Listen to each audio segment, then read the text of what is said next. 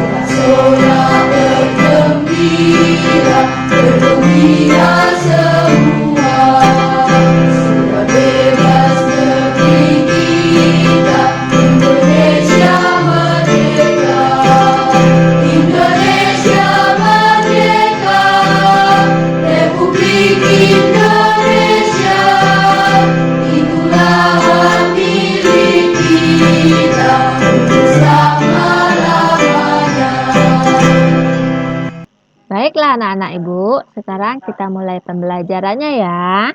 Silahkan disimak penjelasan ibu berikut ini. Pelajaran kita hari ini adalah tema 5, ekosistem, subtema 1, komponen ekosistem, dan pembelajaran ke-1.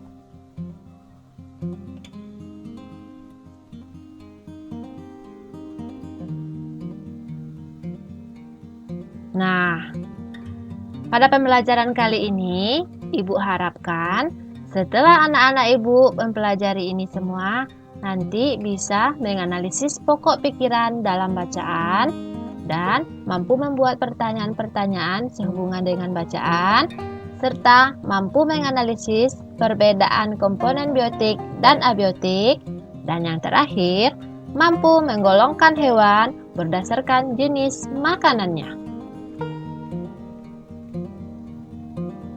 Nah, teks non-fiksi adalah teks yang berisi informasi berdasarkan fakta atau kenyataan.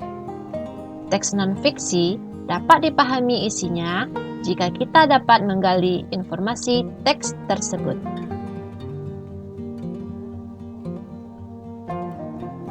Ide pokok teks adalah inti permasalahan dari suatu teks. Ide pokok berisi gagasan dasar mengenai suatu hal atau kejadian yang ingin disampaikan oleh pembuat teks. Untuk menentukan ide pokok teks, kamu perlu membaca teks dengan seksama.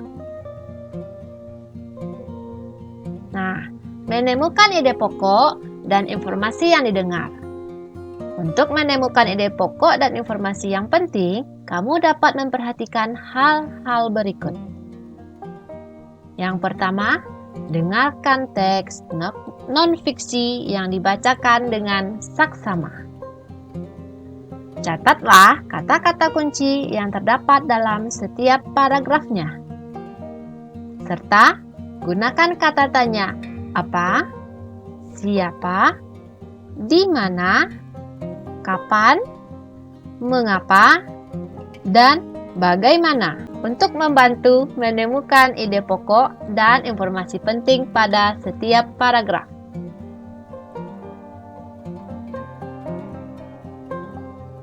Membuat ringkasan teks non-fiksi.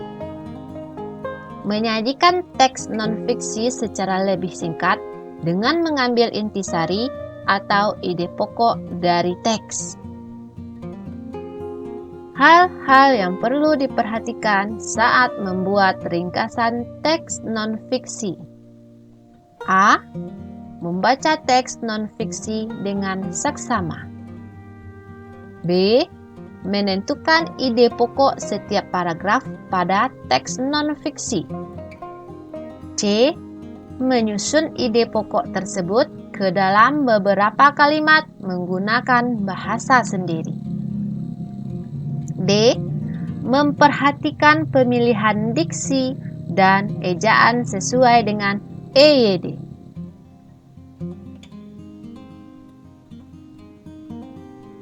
Pengertian ekosistem dan jenis makanan hewan. Hubungan timbal balik antara makhluk hidup dan lingkungannya disebut ekosistem. Ekosistem terdiri dari dua komponen, komponen biotik dan komponen abiotik. Komponen biotik adalah benda hidup, dan komponen abiotik merupakan benda tak hidup.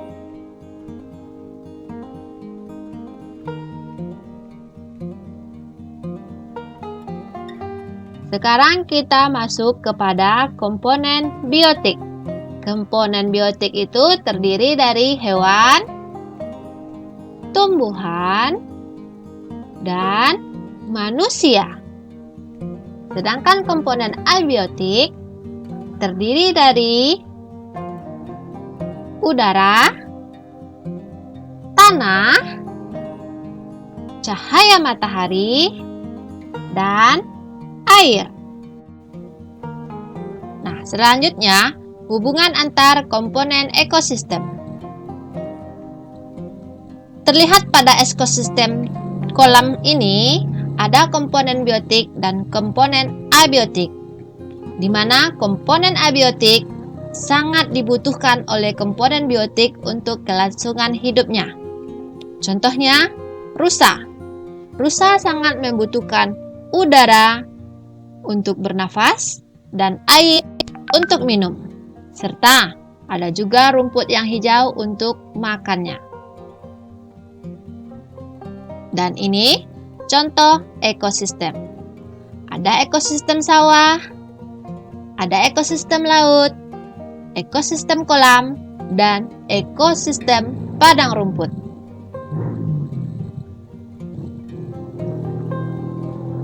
Sekarang selanjutnya, jenis makanan hewan. Secara umum, jenis makanan hewan terbagi menjadi 3. 1. Hewan pemakan tumbuhan disebut herbivore. 2. Hewan pemakan daging disebut karnivor. 3. Hewan pemakan tumbuhan dan daging disebut omnivor. Nah, ini merupakan contoh hewan herbivora. Silahkan anak-anak ibu perhatikan apa-apa saja nama hewan yang termasuk hewan herbivora.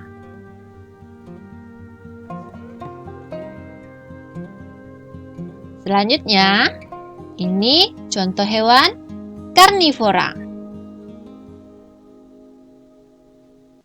Dan ini contoh hewan omnivora. Nah, bisa diperhatikan mana yang hewan herbivora, karnivora, dan omnivora. Demikianlah pelajaran kita hari ini. Selanjutnya, anak-anak ibu akan mengerjakan latihan sesuai dengan LKPD yang sudah ibu berikan di grup WhatsApp kelas kita. Selamat bekerja, semoga harimu menyenangkan.